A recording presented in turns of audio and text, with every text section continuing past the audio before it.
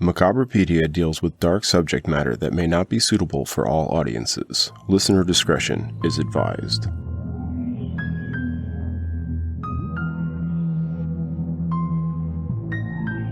Rothenburg, Germany, 2001. 42-year-old Armin Mavis presses record. The video being recorded is of 43-year-old computer engineer Bernard Brandes. Brandes is drinking a bottle of schnapps and taking handfuls of sleeping pills. Brandes explains to the camera that the two of them met responding to each other's ads online. Mavis, in his ad, was looking for a well-built man who was willing to be eaten. And in Brandes' ad, his search was for someone willing to eat him. The video continues recording the events of the night, including the enthusiastic agreement and consent of Brandes to being eaten, the castration of Brandes and subsequent frying of his genitals that both Mavis and Brandes himself attempt to eat, before they decide it is too chewy to enjoy. Later, Brandes is slumped in a bathtub, drifting in and out of consciousness. Mavis reads a Star Trek novel to pass the time, waiting for his guest to finish bleeding out. With the chapter and his guest seemingly finished, he places the novel down. Mavis picks up a knife, leans over and kisses Brandes before slitting his throat. Over the course of weeks, Mavis would go on to consume over 40 pounds of Brandes' body, exploring many culinary techniques and pairings, from sautéing with olive oil and pairing with princess potatoes and red wine, to using slices as toppings for pizza. At the time, Germany had no laws on cannibalism, assuming that murder would be sufficient to cover the act. But in this case, with Brandes being a willing participant, the charge of murder became harder to make stick. So Mavis was charged with a number of lesser crimes that garnered him a sentence of only 8 years. Later, the ruling was changed to murder, and Mavis' sentence to life in prison. We invite you to join us as we add another entry into this, our Macabrepedia.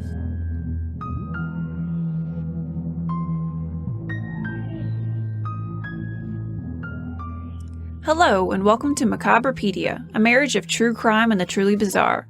We're your hosts, Marissa. And Matthew. For today's entry, we'll be talking about anthropophagy, more commonly known as human cannibalism. This one is a bit of a rough one. Seriously, if the opening wasn't proof enough, I'd like to take a second and let everyone know we don't miss the seriousness of this type of thing, but we do make light of it. Gallows humor. Very dark gallows humor, like rotting moss-covered gallows flush with carrion birds at dusk in the rain, the water causing the earth and excrement to mingle in muddy puddles. Okay. All right, I think they got it. Do we have an episode on gallows coming up soon? Well, not gallows specifically, but crime and punishment throughout history, yes. Good enough.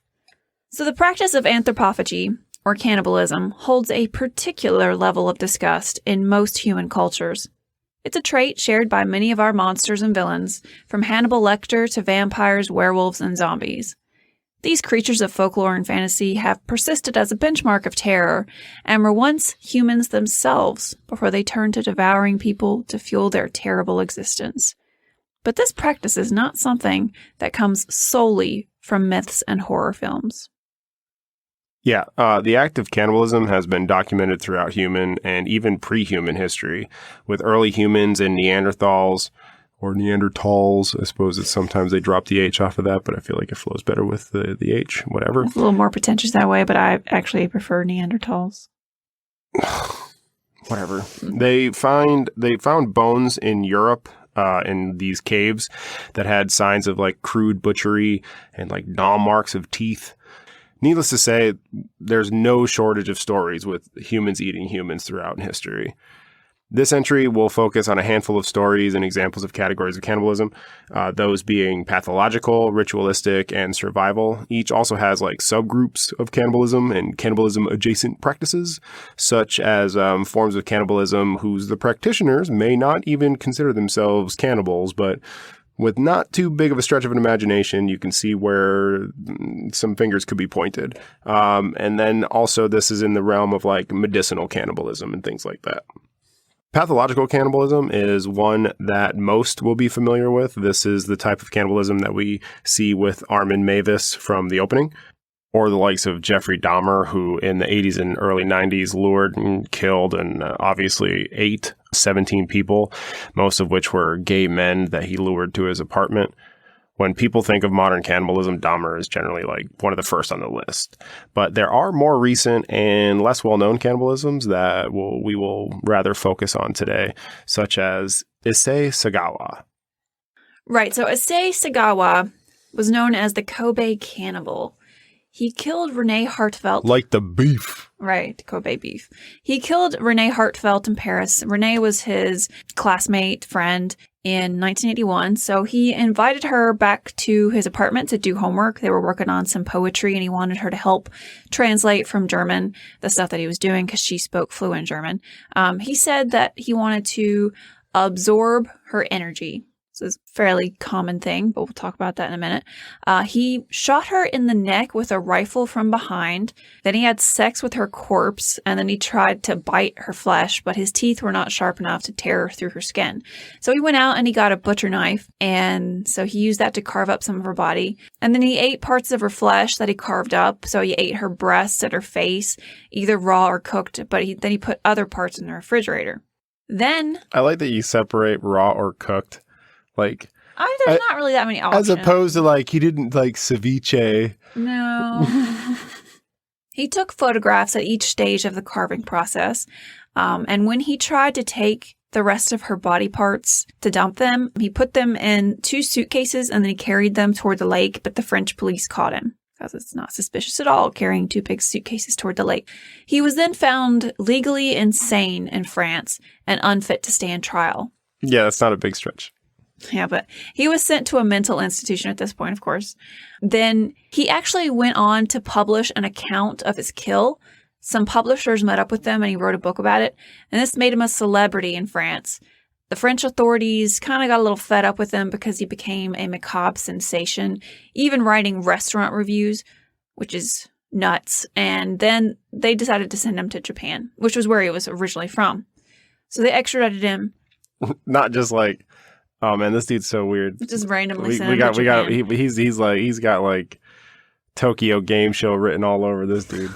We're holding him back by keeping him in France. The Rolling Stones song "Too Much Blood" was partly inspired by his acts.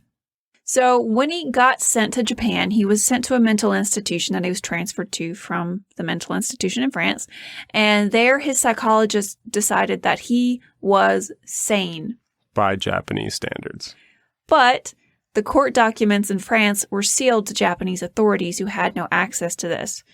Because of this, he could not be legally detained in Japan. He's actually been free since, and even now he lives alone in Japan, and he has caregivers who provide him with assistance. He lives alone because they can't stand his cooking. Ha-ha! Oh, no. No, okay, maybe not. That seems so weird that, like, okay, the case files are locked. The dude admitted to it and wrote a book, like, and then he was also in prison for it, or in a mental institution for it. It's not like they're like, well, we can't really prove it. Well, I mean, you can ask the guy. I know. So basically, he got off on a technicality. That's pretty much what happened here. He's definitely a cannibal, definitely killed and ate this lady, but because of a technicality, he is now free. Though many pathological cannibals do claim to have received some form of energy from the consumed, they don't quite fall into the category of ritualistic, as they are generally committing these acts while in a very deliberate way. They are still acting on a dangerous sexual desire or a fantasy or due to some form of psychosis. Funerary or ritualistic cannibals practice the eating of one's enemies or relatives to take part of their essence, their power, their knowledge, something from some skill that they had or something along those lines. This is a practice that is all over the world, one of which would be the Foray tribe of Papua New Guinea. They would consume the brains of their relatives to carry on their knowledge and their learned experiences. This did end up resulting in a disease called kuru, or the shakes. Right, it comes from prions. It's very similar to mad cow disease. It's like a folded protein that's just kind of a deformed protein that causes all kinds of issues. This is actually something that you can, it was nodded to in a Denzel Washington movie called The Book of Eli, where the cannibals in that movie will shake. Yeah, I need to watch that. It's actually a really good movie for other reasons too. Date night. But also a ritualistic or practice could also be not just relatives, but it could also be eating with one's enemies. This would be something, again, to kind of consume their power, their abilities, their knowledge, their strength, their vitality. This was very common on the island of Fiji, home of possibly the most prolific cannibal ever, as recognized by the Guinness Book of World Records, Ratu Urdu, who was said to have eaten up to 999 people. He didn't quite crack 1,000, I guess. No, it's just so short. Close. Such a short, just so short of a milestone, my dude. Dang. So close. His gravesite still has the bones of more than 800 of the people that he had eaten, or victims, I suppose might be a more appropriate word at that point. Fiji was actually known as the Cannibal Islands for a time. They referred to butchered humans as long pigs. Oh, yeah, I've heard that term. Well, yeah. Well, that's because, humans are said to taste like pork. That is something that obviously that name would lead you to believe, but also Mavis had said that too. You can see that in an interview that he had given where he said it tastes like pork, but harsher. And he even said that he thinks that the harshness of it, to somebody who didn't know what they were eating, it wouldn't seem harsh. They would just taste just like pork. But it was the essence of the connection that he had with Brandis as to what made it harsh, in his words. But as far as our dark emotions, Brandis was messed up. Oh no, he was. He's fucked up. Yeah, he was a super messed up dude. Like, he wanted to be eaten. That was his fantasy. That is, yeah. Yeah, but that it gets so dark. That is something for. Like, that is something that we can't let somebody stumble upon on one of our podcasts. That's like a Patreon episode or something. But back to the Fijians. The Fijian government even made a public apology to the family of a Thomas Baker, who was a Methodist missionary who in 1867 was captured along with 7 of his Fijian followers. This isn't Tom Baker of Doctor Who fame? Presumably not. But anyways, he was eaten with... They came to like this like church or school that Tom Baker and his, I say they, this like rival chieftain and his group came there, and they captured 7 of the teachers that were with Thomas Baker, and they ate them all. What remains of his boots can still be viewed in the museum.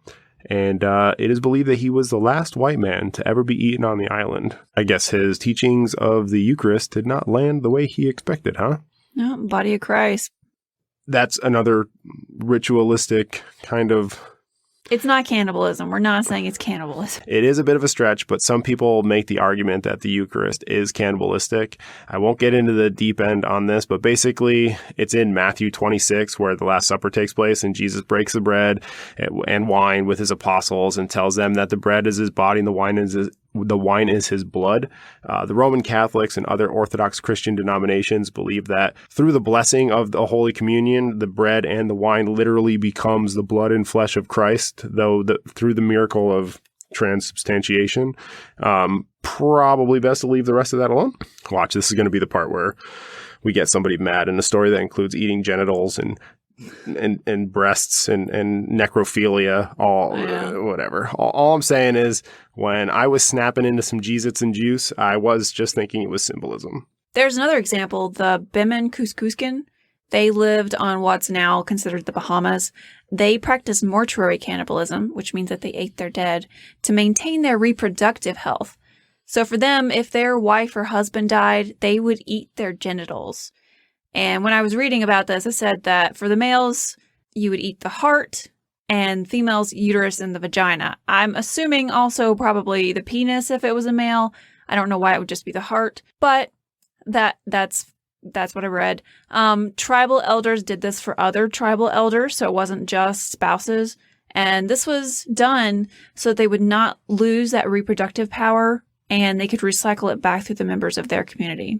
And at what better time would there be after talking about the eating of elder genitals to take a quick commercial break and see what we can dig up from our sponsors.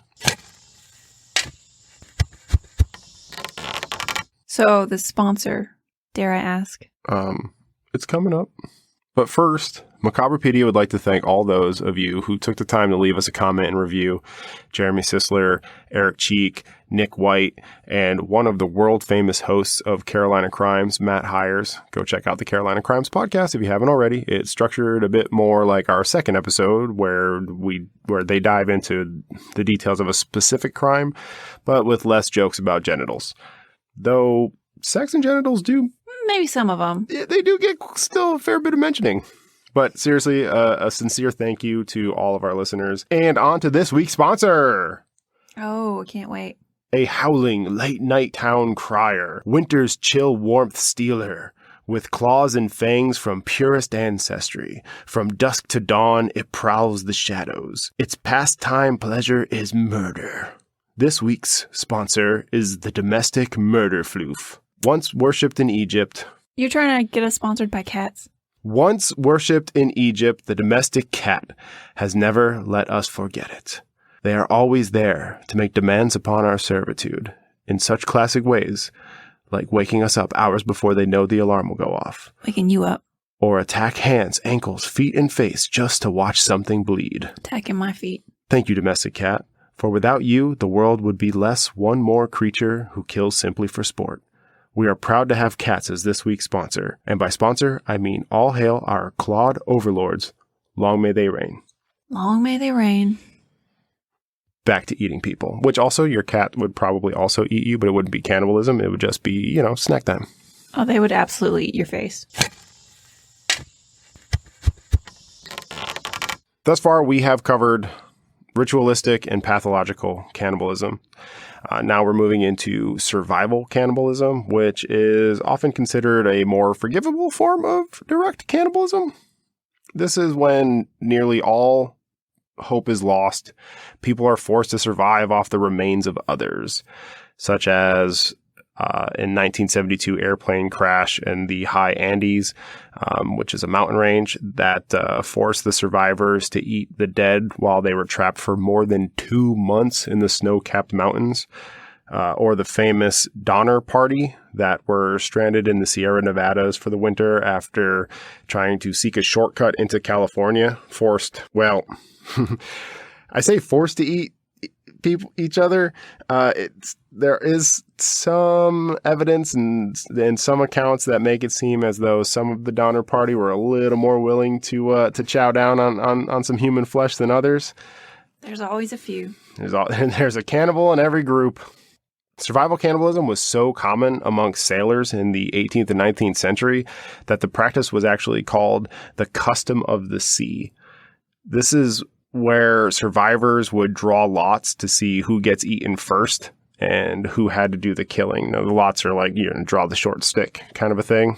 And you can just imagine, there's a cannibal in every group. So you're looking over and you see old Tommy Three Rex and Petey Fullbelly over there cutting lots and licking their chops. And you're like, we haven't even slowed down yet, dude. We still have some biscuits left. Yeah, there's plenty of supplies, Tommy. Son of a bitch. Right. One example of this would be the Essex. The story of this actually helped inspired Moby Dick, written by Herman Melville. So the Essex was a whale ship that was actually originally launched from Nantucket, which is in Massachusetts, which, near Cape Cod. This ship was in the southern Pacific Ocean in 1820. It was on a trip that was supposed to last for 2 years, but it was sunk by a sperm whale. And I read a couple things, and it seems like they think maybe the whale was originally confused, but I'd like to think that, it saw these guys trying to kill all his buddies and being like, no, I'm going to kill you guys, and rammed into the ship. That wasn't confused. Right. He's like, oh, you don't even see me coming. Yeah. Kaboom. Bam. Oops. Sorry. So they had to get into these little whaleboats, which are much smaller, of course, to make for land. And their 20-man crew split up into these boats. 7 of these were eaten. Before they were eaten. The boats were eaten? No. The people were eaten. Come on now. So 6 of these 7 actually died from exposure and starvation, but 1 had to go because he lost the lottery. So I guess they ran out of people to eat and, getting hungry, so they drew lots. The captain actually offered to take this guy's spot. But, okay, so this is what it said. This man, his name was Owen Coffin, insisted... Oh, of course his name was Coffin. His name was Richie Deadman. I know, I thought that too. Owen Coffin, he insisted that it was his right to die so that others could live. Oh, yeah. Heroic last words. Only people to tell the story are the survivors. Oh, yeah, he was begging for it. Yeah, he was practically Brandis over here. But we're gonna go with that because that's what the story is. But this was just brave soul. Yeah, this is just one of many examples. Like there's the Terror, there was a TV show written about a book that was kind of based upon the Erebus and the Terror that were, they were stuck in the Arctic Circle and they got iced in and they had to try to make way for land and get food across the ice. And they found some of the crew members, and there was evidence that they had cut off flesh from the bones. So they probably also resorted to cannibalism. There are a lot of examples of this.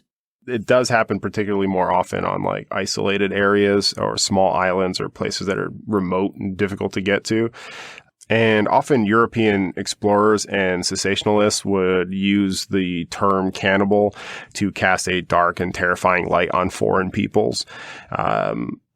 I feel like that kind of lays the groundwork for an excuse as to why you had to go in there and just roll on their culture.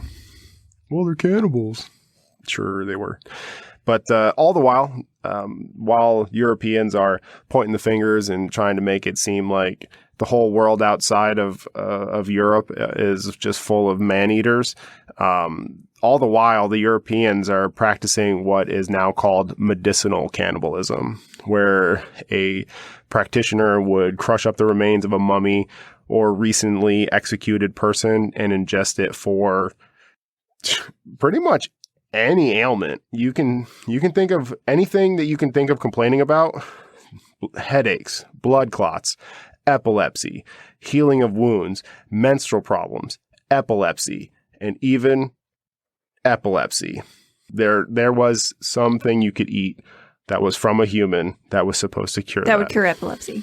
Particularly epilepsy. There apparently people were just falling out with the shakes all the time. No, it really is crazy. Everything just says it's going to cure epilepsy. I don't know. These and other curative properties were recorded in the 18th century English physician Robert James's Pharmacopoeia Universalis. Headaches, drink some alcohol with some crushed skull like Charles II of England. Arthritis, gout, try the rendered fat of a supple youth with just a pinch of mercury. Erectile dysfunction, drink the blood of a young executed man. Right, so when they executed a young man, sometimes he would get an erection. His blood would be taken to increase virility. This erection was called angel lust. And this can be because of many things, because just gravity, if the blood pulls near the waist, if it's hanged, pressure on the cerebellum caused by the noose can cause this to happen. But basically, they saw it happen and they figured by taking his blood, that would make them more virile.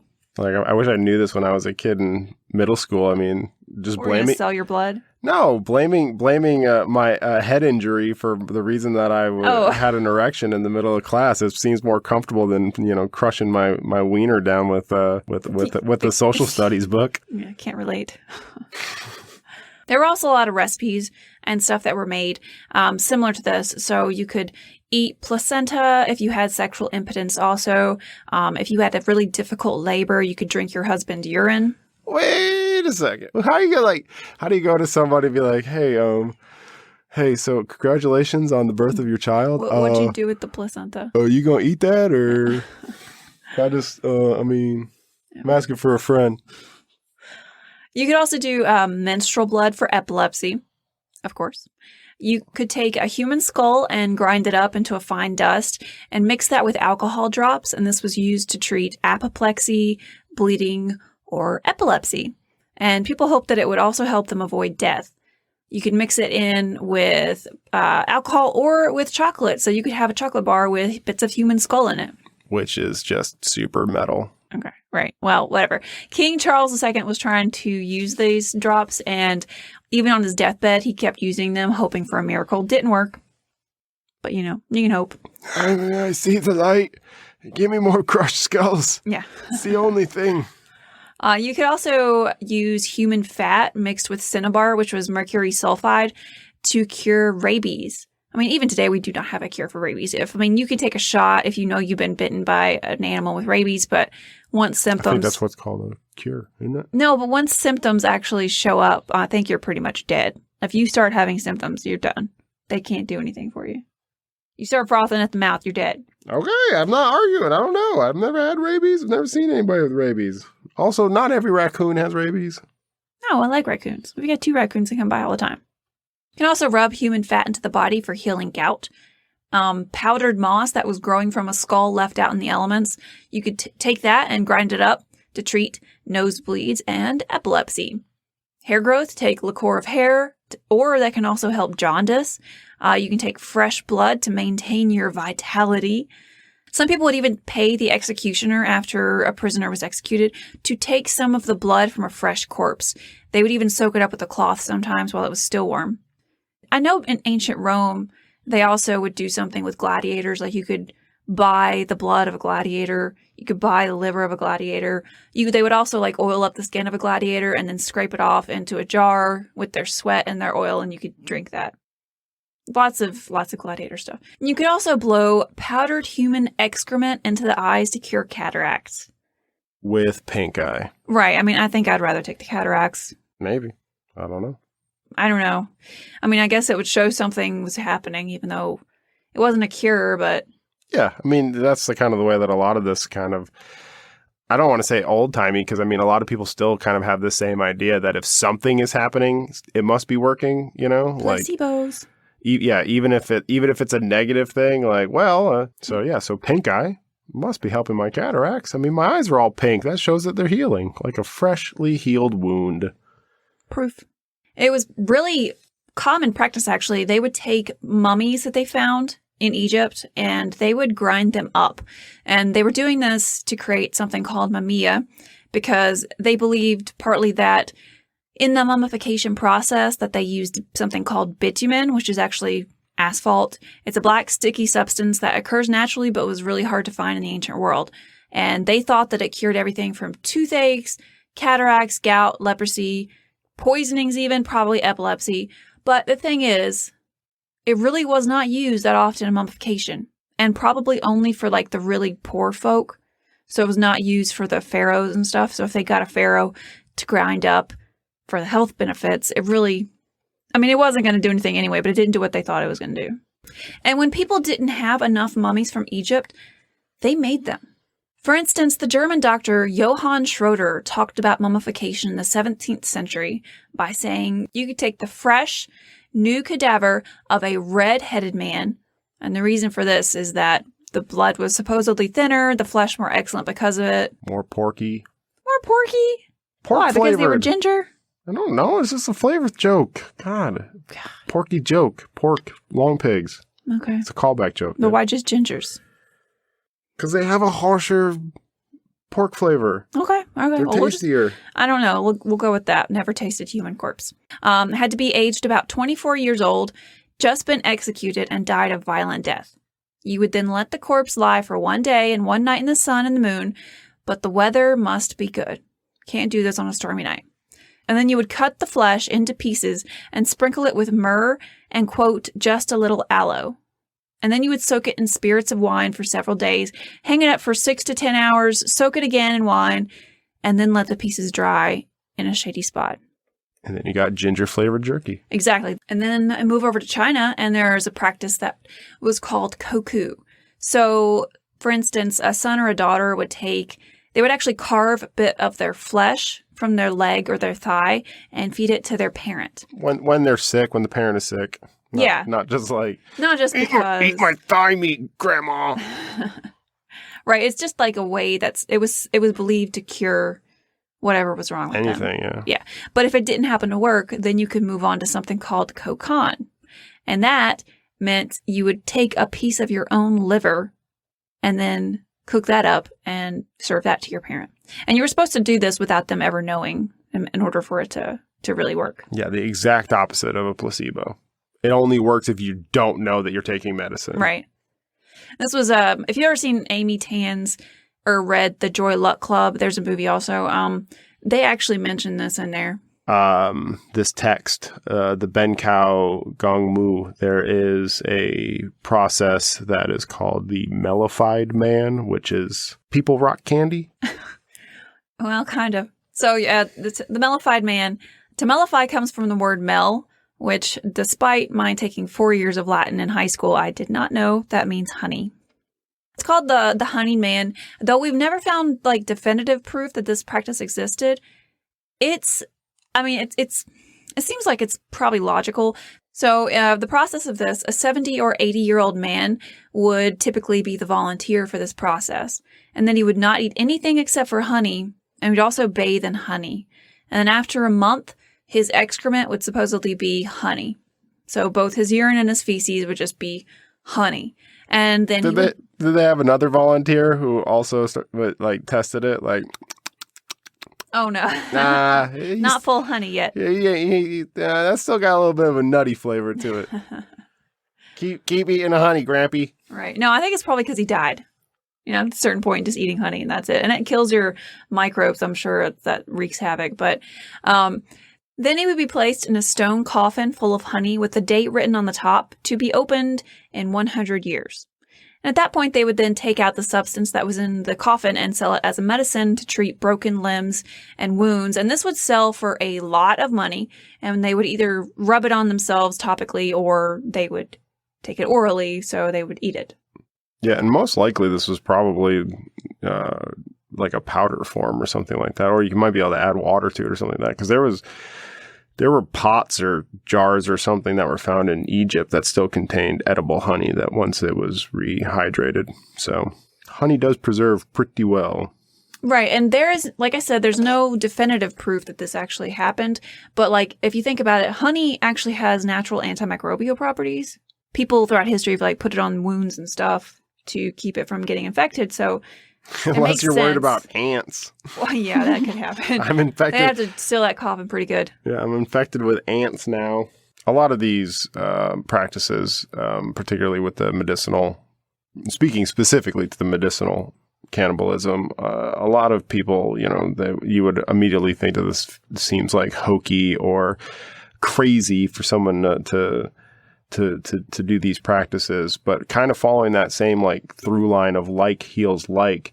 I mean, that's what a lot of the supplement companies nowadays are even still kind of based on, right? So like, though it's not human remains, they still have, in order to heal you or to strengthen your tendons and joints, they have ingredients such as chicken collagen and stuff like that. You can get entire powders of collagen and bone broth, and all of these are supposed to have curative and healing and strengthening properties, which I'm not going to get into the science of whether or not it does, but I mean, you can follow that same kind of thought, that right. Philosophy. Bodybuilders and stuff, they will take a lot of protein powder. Yeah, and a lot of that protein powder comes from, well, I guess not a lot of it. I mean, I think whey is still like the protein powder, but they still have like all beef protein powder and stuff like that. And then a normal bodybuilder not supplementing with powders would also consume a lot of chicken breasts and pieces of steak and stuff like that. These are all muscles. They eat muscles to grow muscles, like heals like, I mean, it's not that far away. Steak does not necessarily cure epilepsy. Actually it does. It actually does. Does it? Yeah, that's what the ketogenic diet was originally. Yeah. The fat-based diet was to eat a lot of fatty red meats, and it was to cure epilepsy. So that was kind of just a lot of broad strokes when it comes to cannibalism. There's other forms, and there's tons of other stories. Well, I don't want to turn this into a cannibal podcast kind of a thing, but we may touch on a lot of these and do some callbacks, because a lot of really macabre stuff comes with a little touch of cannibalism in it. A lot of these stories we've talked on can be expanded upon greatly. Oh, yeah. All right. I know what you're all thinking right now. You're asking yourselves, okay. But really, though, in a survival situation, where do I start? What is the choicest cut of human flesh? I was not asking myself that. That's because you're in the know. Armin Mavis and Bernard Brandes already let you know. And this may be why the people of the Bahamas chose to eat the man's heart. The penis is a tough piece to choke down. But you can't just gnash on some glutes. In a survival situation, just eating muscle meat isn't going to do the trick in the long run. You need more of the macronutrients, minerals, and fats from around the organs in order to meet your needs and not die. If you don't eat those, this is called rabbit starvation, which should help save some of the lives of my friends and also my namesake. You see, wild rabbits don't have enough fat to sustain human life. As an owner of 2 rescued meat buns, I will say that may not be true for all breeds, but either way, don't eat rabbits. No, Chuckman's pretty fat. Yeah, and Mila too.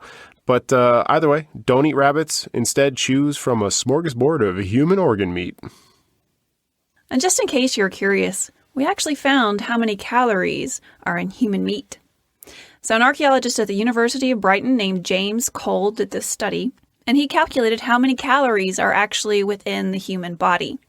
So he calculated that, taken in whole, the human body contains 125,800 calories. On average, they did this on adult males. But he was able to also calculate a bit more than that.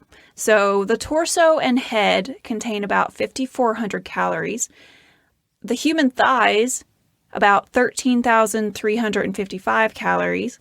And the heart is about 651 calories. Now the brain, the spinal cord, and the nerve trunks, all together about 2,700 calories. But watch out for Kuru.